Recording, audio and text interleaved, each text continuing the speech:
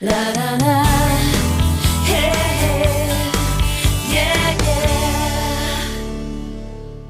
Welcome back to Daytime York Region. Joining me now is Victoria Lorient-Faibish, author, relationship expert, and psychotherapist. We are talking about dating in the modern world. We are. Which I am so thankful I am not dating in this world. Are you? I think so. I think it's a scary thing. Is it a scary thing? Well, I mean, I'm a big fan of people doing all relationships, my new book, Connecting, in a conscious way. Okay. So don't just hurl yourself out there.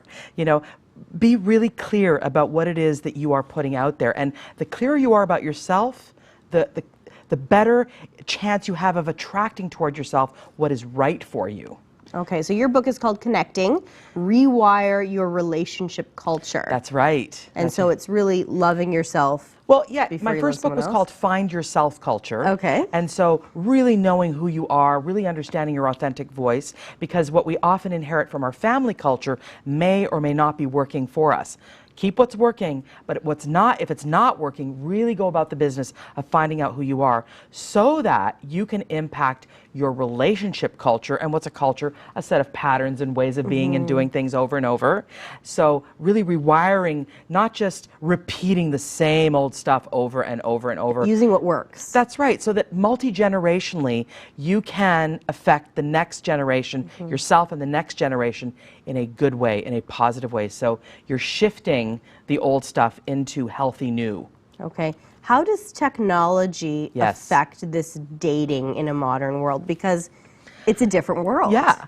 In my book, I have my rules for dating in a healthy and empowered way. And really what I want to tell people is, number one, don't develop a relationship through texting.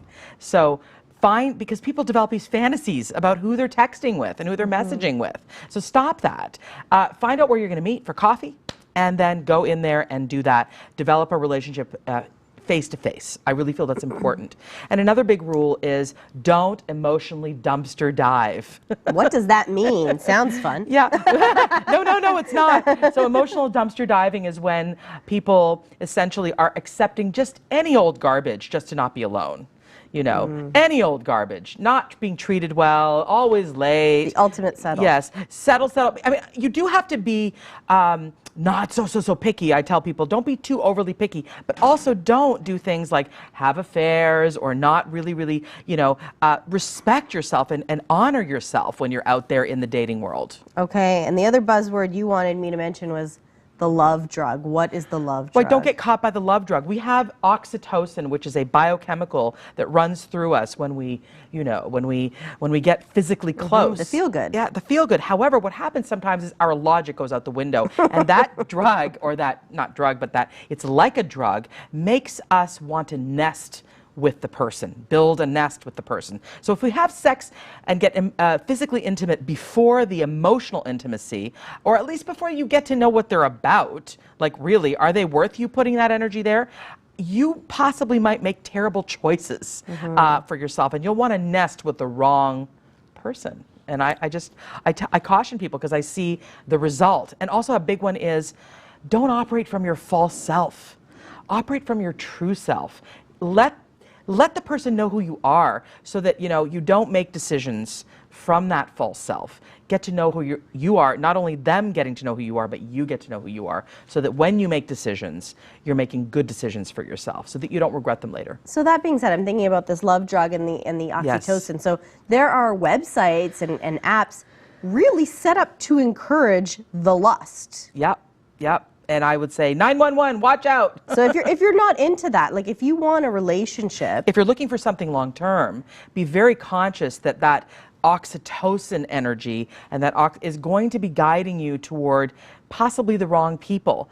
I'm not saying 100% of the time. Some people, meet, they have sex on the first date, and then they marry, and they're 30 years later they're together. Wonderful. But that's kind of a rare concept. That's rare, so I want us to be very cautious about that. so kind of go back to that courting, go and have coffee, Yeah, and 3, get 4, to 5 know dates. one another. 3, 4, 5 dates where you're getting to know people, where you're actually experiencing each other's good selves, and also what are you interested in? How do you treat your mother? How do you treat your sister? What's your relationship to money? What's your relation to all these things? So I think these are good rules.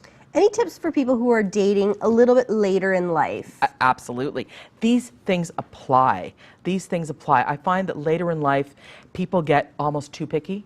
So it's this balancing act between being discerning and being sort of picky and choosy, but not so discerning where you're like, no, no, no. So just use your common sense with respect to maybe you're saying, I'm only going to date people with master's degrees. Well, you know what? Maybe drop that a little bit. I'm only going to date people that make over XYZ amount of money. Maybe drop that a little bit. If you need that kind of stuff, I'm not saying it's wrong. I'm saying maybe you're really cutting out a whole group of people that might really be awesome and might really be, some awesome type people. And those, I don't even know what you want to call them, those pickiness things may not be as important if you meet someone who's really, really great. It's got to be a core thing, a soul thing, an emotional connection piece. I mean, I was just working with someone who was very picky for a long time and then shifted out of that and met someone who, did not have a degree and didn't make the huge bucks, but was a salt of the earth, a real cheerleader. When I talk about long-term